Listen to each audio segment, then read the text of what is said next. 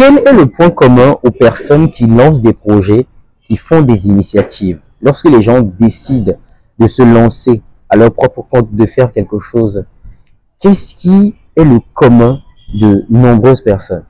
Eh bien, le truc, c'est que lorsque les gens commencent à faire quelque chose, très vite, ils abandonnent.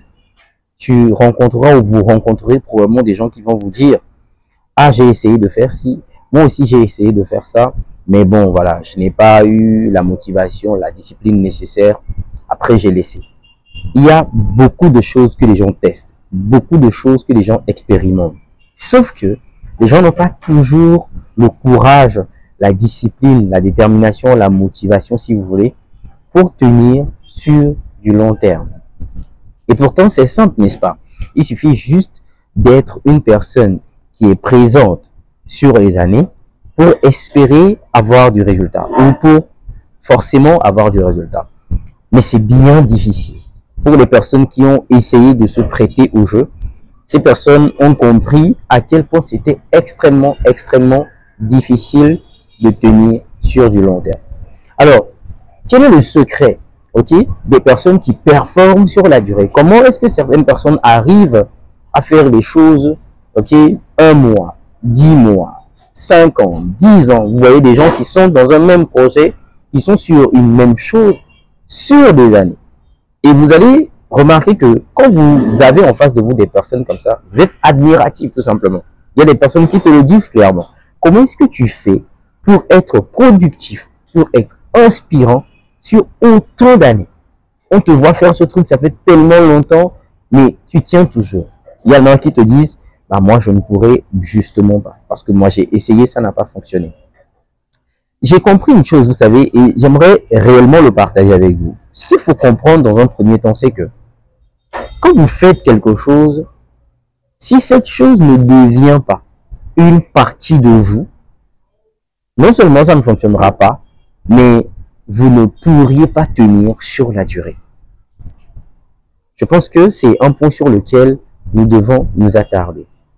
Faire en sorte que ce que vous faites devienne une partie de vous. Alors ça veut dire quoi que les choses deviennent une partie de vous? Ça veut dire que vous devez épouser ce que vous faites. Vous devez intégrer, imprégner, accepter, aimer ce que vous faites à un point où que cela devienne une sorte d'obsession. Est-ce que vous le réalisez? Ce n'est qu'à cette seule condition que vous pourriez vraiment faire les choses et tenir sur la durée. À partir du moment où vous faites les choses juste parce que vous avez vu X ou Y le faire et que vous aussi vous avez trouvé que c'est tentant, c'est sexy et vous voulez le faire, il y a de fortes chances que ça ne fonctionne pas.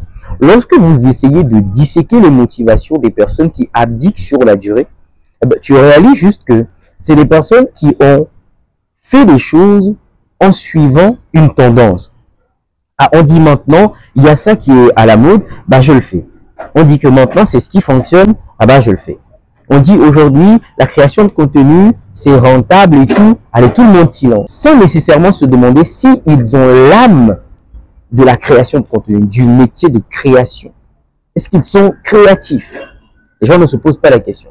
Et c'est ce qui fait que certaines personnes n'arrivent pas à tenir sur la durée. Parce que quand ils s'y mettent, bah, ils réalisent que bah, c'est du travail. Vous connaissez des personnes qui disent souvent: oh, moi aussi je peux faire ça. Oh, ce truc, ce n'est pas facile. Ça, ce n'est rien du tout. Et pourtant, ces personnes ne se sont pas prêtées à l'exercice. Et elles se permettent de dire que ça, c'est rien du tout. Que ça, je peux le faire. Et ces personnes, lorsqu'elles se prêtent à l'exercice, elles se rendent compte justement que, eh bien non, ce n'est pas du jeu. Moi, j'ai rencontré des personnes comme ça qui ont essayé de minimiser des actions, des métiers, des professions. Et quand elles ont essayé de faire ces choses, ça ne fonctionnera pas. Écoutez, je vais vous dire ce truc.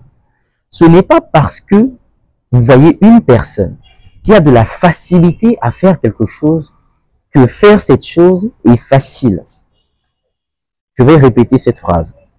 Ce n'est pas parce que vous observez une personne faire quelque chose avec beaucoup d'aisance, beaucoup de facilité, que cela signifie que si vous faites ces choses ou le fait de faire cette chose est quelque chose de facile.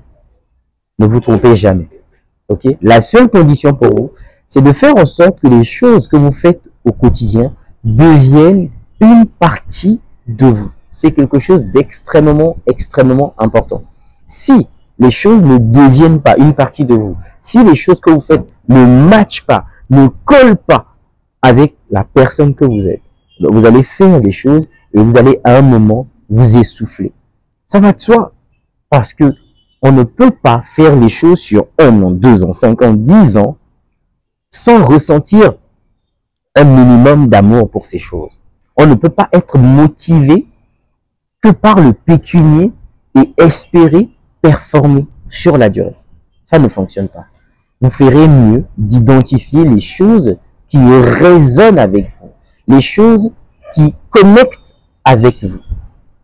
C'est tout simple. Vos aptitudes, vos capacités, ce que vous aimez, vos passions. Il faut que toutes ces choses s'alignent, se rejoignent dans quelque chose, sur un certain point. Et à ce moment-là, quand vous commencez par faire les choses, bah vous trouvez la motivation, le courage nécessaire de le faire.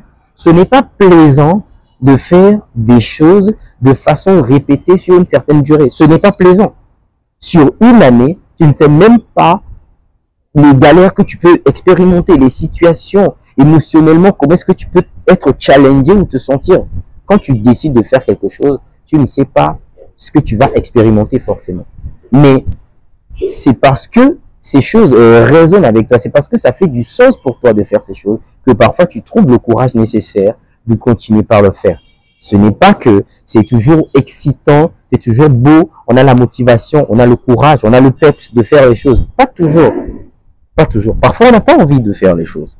Ok. Parfois, j'ai pas envie de faire les vidéos. Mais l'envie de ne pas faire des vidéos n'est rien comparé au sens, ok, que je trouve à faire des vidéos. Et c'est là-bas que ça se joue. Parce que si c'était une question d'humeur, bah les amis, je fais une vidéo, après je ne fais plus rien. Ou je fais une action aujourd'hui, bah c'est parti pour X temps, ou je laisse tomber. Mais ce n'est pas comme ça. D'accord? J'espère que cette vidéo vous aura appris quelque chose, que ça vous aura nourri. Si c'est le cas, je me réjouis. C'est déjà ça qui me fait plaisir. Et je vous dis à la prochaine dans une nouvelle vidéo. Merci, à très bientôt.